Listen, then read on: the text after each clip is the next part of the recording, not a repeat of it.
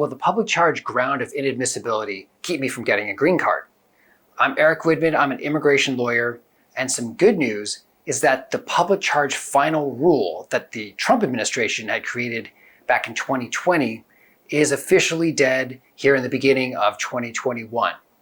That is good news for immigrants who had been struggling to meet the requirements of a really difficult form.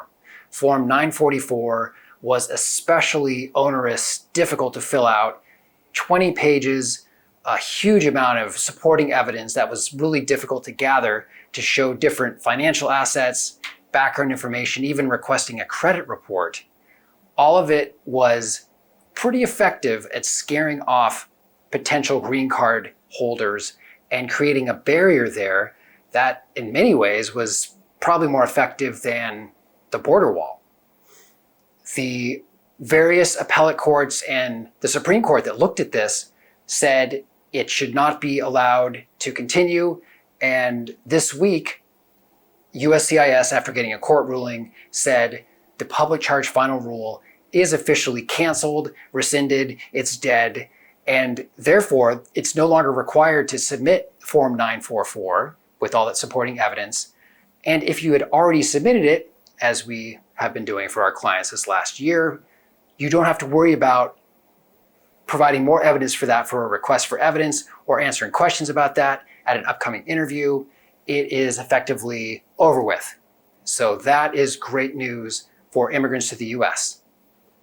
But the public charge statutory requirement has not gone away. That's been around for decades and it's still there. It's a part of the Immigration and Nationality Act. It's a statutory requirement, Section 212, and it basically requires that someone cannot get a green card, you're not admissible to get a green card if you're more likely than not to take advantage of government benefits.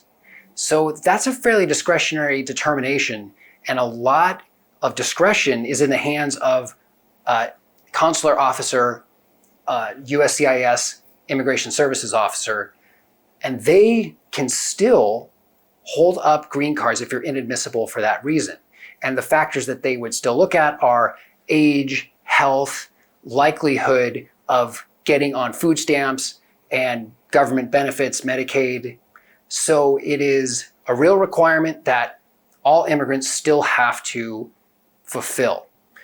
The main way it is fulfilled successfully, though, is through a well-completed, correctly filled out Form 864 affidavit of support.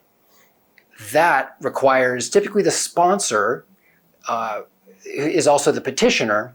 The petitioner is required to fill one out as a sponsor. They switch names there. You can also get a joint sponsor, and that person would submit a second 864.